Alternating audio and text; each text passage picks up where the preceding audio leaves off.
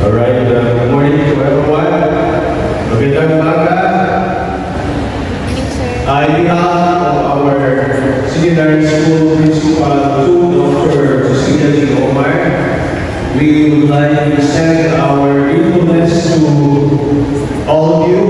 First, to our Master Presider, our Reverend Father John Angelo Gamino, PCC. We call him Father John. Thank you very much, Father.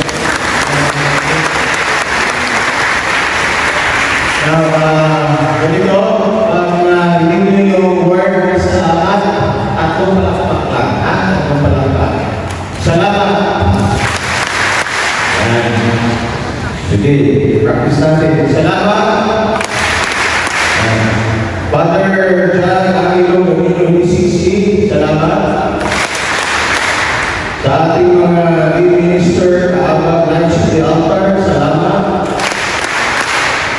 Program sa ating campus ministry office headed by Ma'am Prati Molinares, salamat. Sa ating mga family teachers, salamat. Sa ating mga leaders and commentator, salamat. Sa ating choir, mga instant choir teachers and organists, salamat.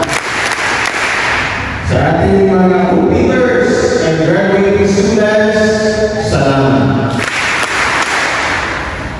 At ito dapat mas malakas ang inyong palakpakan. Sa ating mga parents and guardians, salamat. Ito ang mga salamat. Sa ating mga parents and guardians, salamat. And of course, to our guests sa Bob. And of course, ating family position Cathedral Parish, we also thank our parish priest Cathedral Parish, Father Benjamin Toretto, PCC, who allow us, by allowing us to hold this alarm mass today. Salamat!